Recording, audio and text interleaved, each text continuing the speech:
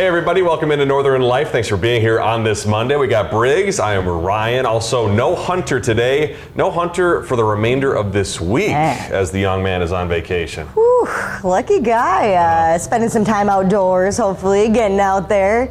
Doing what Hunter does best. I'm gonna have to break into his timesheets, our working timesheet, to see how many vacation days that guy's got. I think that guy's got another week-long vacation planned too. He comes back for a week and then he leaves for another week. I'm like, man, must be nice to be Hunter, huh? So I'm sure we get the equal amount, but give him a hard time. Sure. Yeah, since he's not here, I get to roast him a little bit. Well, hey, coming up today on Northern Life, they are celebrating summer break right now, but we bring you back to Stella Maris, where we got to say goodbye to our kindergartner friends we met a few months ago. The cutest little friends of ours. After that, Christina Nisler with Essentia Health is back with us in studio as we count down the days until Grandma's Marathon. It is here, race week. Today we're going to be talking about what you can do to prevent injuries as you tackle some of these final runs or even perhaps on the race course itself. So a lot of good tips there.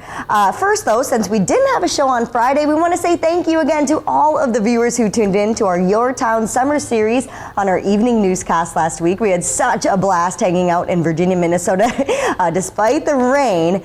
Thursday, especially during our 4 o'clock show. Hopefully you tuned in and saw Ryan get almost, not almost poured on. He got poured on. My back was pretty wet after the end of everything, but it was so funny how it was basically just the 4 p.m. that rained, and it was so much. And then there's the right before the 5 there, you guys in the sun. Yeah, in beautiful Olcott Park. Oh, I felt a little guilty because, the rain started right at the beginning of the 4 o'clock and ended right at the end, and then, totally perfect for us, and I didn't get wet at all during the 5 o'clock. As you can see from that photo there, too, we met a lot of awesome viewers. We had a great meet and greet. It was certainly great to meet you all and kind of hear where you were watching throughout the range. We had people from Chisholm, Hibbing, some other places, so it was great for you all to stop by and say hello. Some folks, too, were even so kind as to bring us some of these wonderful little goodies that we have on the desk with us. We've got a beautiful I Heart the Range mug here that you can kind of see. We'll scoot it forward. There we go. That was beautiful from Tim, and he gave us the sweetest card too,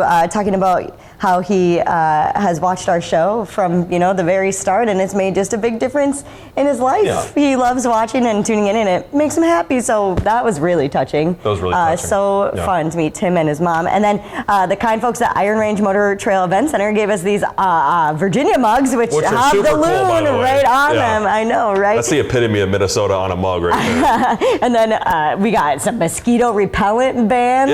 Man, those were useful. As I'm modeling here today. How has it worked for you? I don't know, because I haven't used it outside with mosquitoes yet. True. But it says it lasts 300 hours, and so it sounds like you can have them wherever, and it's kid-friendly, so repel some mosquitoes there whenever you're out in a campfire or on the lake, whatever you're doing. Cool. We had a couple folks wear them during the show, and they said they weren't getting any mosquito action, so it's perfect. Nice. And these lovely bow ties, too, by our friend Jean, who I think we have a picture of her friend, Buddy, who I got to meet. She brought him to the studio, or the set rather, out there in Virginia, and he was just the cutest boy. Oh my gosh, Buddy, 9 years old, from Texas, and he made his way up here with an adoption group, and so Jean Blevins, bless her soul, adopted this sweet boy and is giving him a home here on the range, and clearly he loves it here. Look at him, he's absolutely... That was probably one of the best photos we've ever had on our social media. It was such a cute photo. And you said that Jean is the maker of these bow ties. Yeah, she makes them. Buddy was modeling one, and I complimented Buddy on his bow tie, and she's like, I make him all kinds of bow ties. I've got some from every season, and I'm like, okay, so she was so nice. She brought my puppies, Harry and CJ, a 4th of July bow tie. Cosmo was with us on Thursday in Virginia, too, and he got a 4th of July bow tie, so they're definitely going to be sporting those. Those are nice and big, too, for the big dogs. Yeah, seriously, and it'll stand out perfectly on his white fur, Harry's. Those would have been enormous on a little Buddy there. Yeah, taking up his entire body. Oh, it sure would have. Well, if you have a dog, you know they can easily go from 0 to 60 out of absolutely nowhere. Some people call it the zoomies, like I do, and apparently there's some science behind it. There's a medical term for this goofy sprint that is also entertaining. It's called frenetic random activity period, or FRAP for short. The frappies, maybe you could call it. Frappuccinos. I guess. The frappuccinos. Your pet zoomies may be their way of telling you that they are ready and willing to be active and stimulated, so they'll run around in circles until we humans get the message. And message received. Yeah. Because whenever Harry and CJ zoom around. I'm like, all right, clearly you guys have a lot of energy and need to chase a ball or something. But I think this is so funny. It is so funny. And back on Friday, Harry was in the office, and so I went up to Harry and I was trying to get him to do the zoomies. And so he did a little bit, but he's a big dog, so he can't zoom me a whole lot, it seems like. I know, and it's already like, midday by that point too, so he's already kind of like made his way around the newsroom and he's tired, and then he's only got like a quarter zoomie to give. Then he got a guy like me who's like, all right, Harry, bring it. He's like, I got nothing in the tank for you, I'm giving you all I can, right? Come on. I'm zoomed out, but very cute. Love seeing those videos too. And I actually adopted something for us, Briggs, recently. It wasn't a pet, sadly, but I did adopt a Northern Life storm drain. Just as cool. Just as cool. So upstairs, our creative team was working on a commercial for the adoptastormdrain.org website. And so I went on their map, and so you can see the closest storm drain to you if you want to adopt one. And so I named ours the Northern Drain Life. So good. There is a drain right outside our station here in Canal Park, and I thought, how fun would it be to adopt a drain? And so what apparently you do is you have to check in on it, however frequently, usually twice a year, rake it, clean it, just make sure there's debris away from the storm drain, and protect our waterways. So if you want to adopt a drain yourself, it sounds like you just go to adopt-drain.org. The dashes, I believe, are important. That's as much as I heard upstairs. Oh, cool. Yeah. Well, that's a really cool project. What a cool effort. We should see if we can explore our drain or something. We should see. Get down in there. Make sure it's clean. When we come back, we are making our return to our favorite kindergarten class over at Stella Maris. A whole group of energetic and fun kids there. Thank you so much for being here on Northern Life.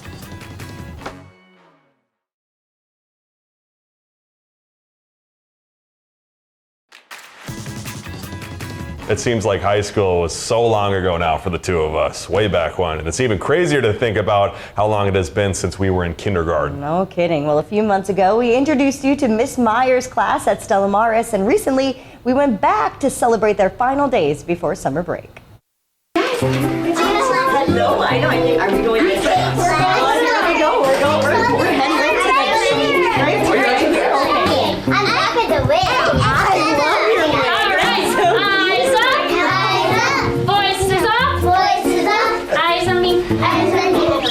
We have our friends back! How exciting is this? One part of it. What's that? We need you to do You have to dress the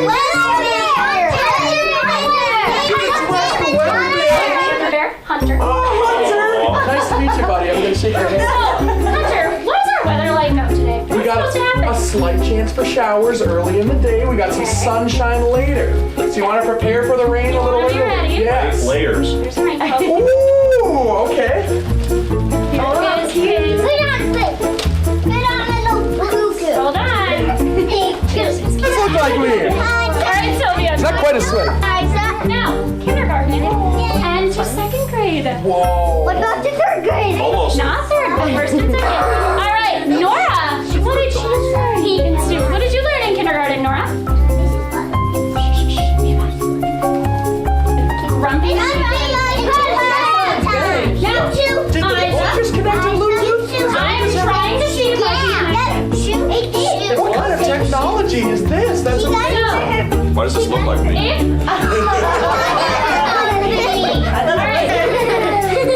Who is ready for some grumpy monkey party time? Ooh.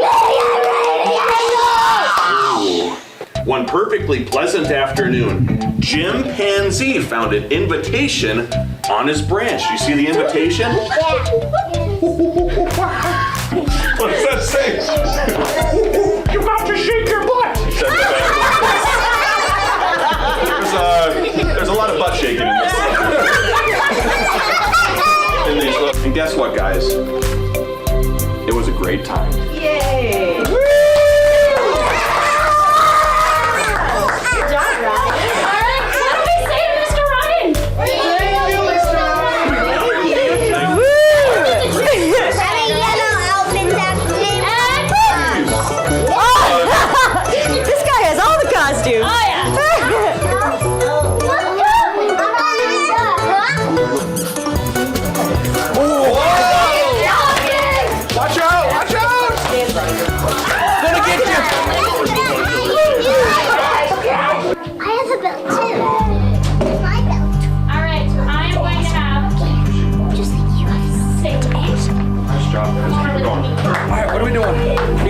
got the pink. I like the different colors. You got blue.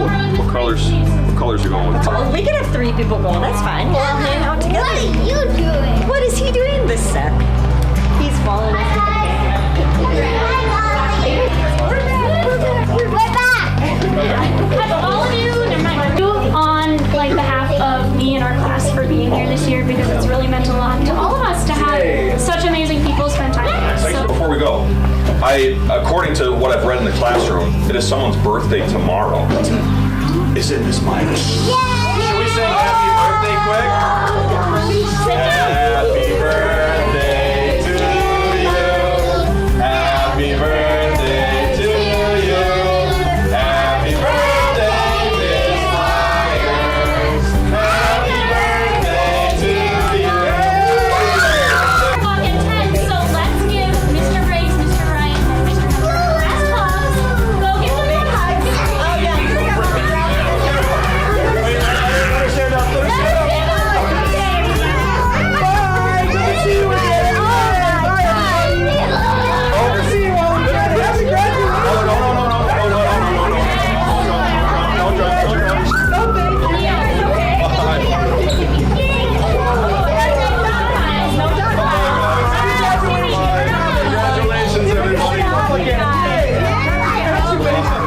Big congratulations to that class. Seriously, made it through kindergarten. That's such a huge accomplishment, and a huge accomplishment for me making it out of that dog pile there of kindergartners at the end. They were so sweet, and that was just, a testament to how excited they were to see us again, and we were so excited to see them again too. We got to help them with a little art project as well when we were there, and it was so cute because Miss Myers, she's so creative.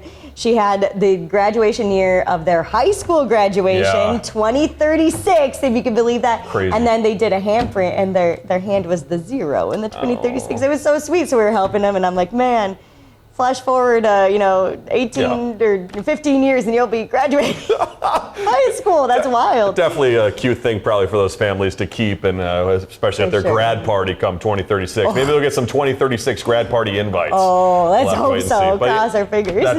That dog pile looked like you just won the World Series or something for them. I felt like I did. I was that excited being in Miss Myers' class. I was there to make sure she didn't get crumbled. Thank you. And what an awesome teacher Miss Myers is too. Her first year teaching kindergarten, and she clearly was loved by that class. Such a sweet group. She thanked us for the work we do. Thank you for the work you do, Miss Meyer, teaching those kids. Hey, coming up, we're less than a week away until Grandma's Marathon. We're talking about injury prevention.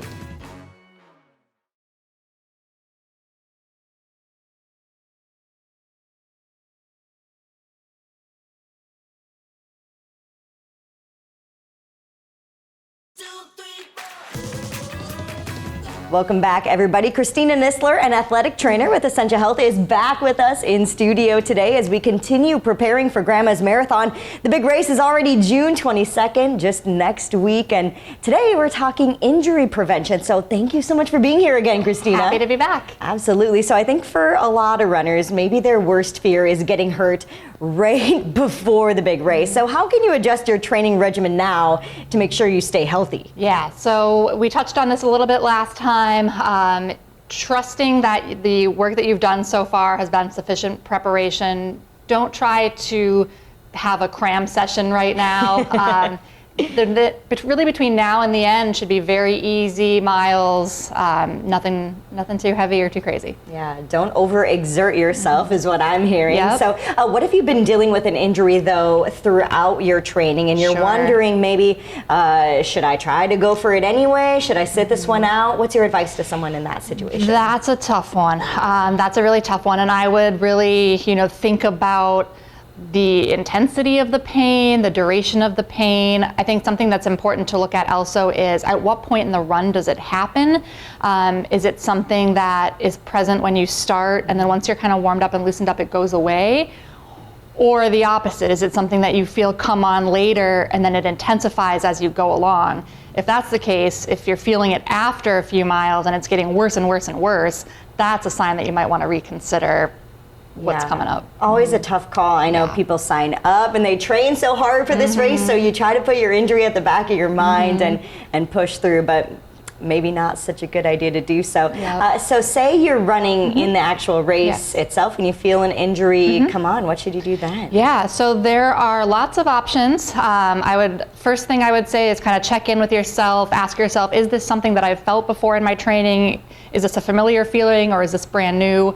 And then, on the level 0 to 10 pain scale, which is always a little tricky, does this feel like something that's on the low end of the pain scale, or is this a scary number that makes me concerned? Sure. And we have a very well medically staffed race course. There are lots of places where you could check in and get some advice.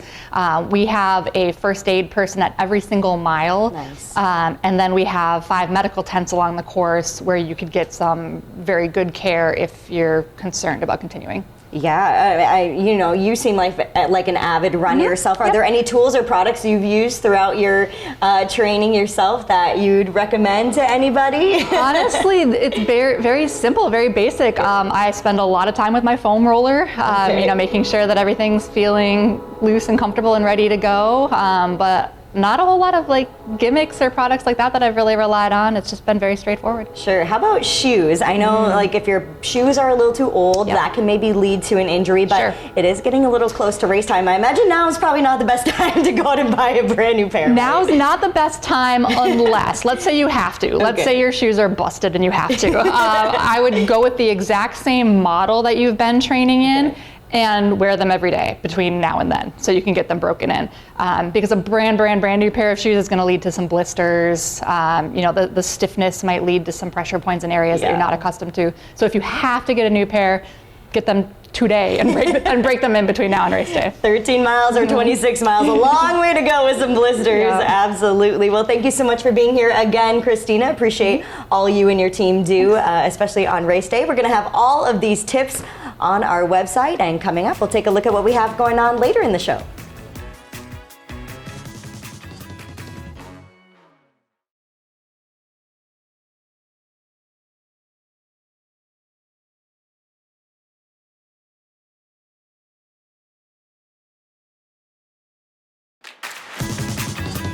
Welcome back, everybody. Coming up tomorrow on Northern Life, it's time for this week's Blindfold. This is a fun one. Hunter takes me and Ryan over to Superior, where we're helping the city's public works team filling potholes on the street. We were legitimately put to work on this shoot. I was like, is this okay for us to do? I don't know if we're up to code, but they taught us really quick and we were doing it. It was great. The funniest part was I was worried we were getting in the team's way for finishing the job, but I'm sure they're probably happy to have somebody else, out there doing it, helping them. So I didn't feel too bad after, but shorts was probably not the greatest idea to wear with that hot asphalt we were shoveling. No kidding. Yeah, it gave me a whole new appreciation for the folks who do that, because they had a long stretch to go that day and we were only there for a chunk of it. We did about 10 feet. Yeah. And I was tired. And we were tired. We were ready to go. But before we go, we are told it's been 10 years, a decade, since the ALS Ice Bucket Challenge took the nation by storm on social media. Remember those videos on your feed? Maybe even participated in that trend. So a Massachusetts native and 2 of his friends launched that challenge back in the summer of 2014. The initiative since has raised nearly $300 million for ALS research. Very cool. I remember doing it myself on my patio. It was fun. Fun times. Well, thank you so much for joining us. We'll see you back here tomorrow. Have a great Monday. Find some time to throw a line, or just head outside to unwind. That's the life in the great North Woods. Hike or bike, whatever you like. Get out in the day, enjoy the night. Yeah, we got the life in the great North Woods. Yeah, we got the life in the great North Woods. Yeah, this is Northern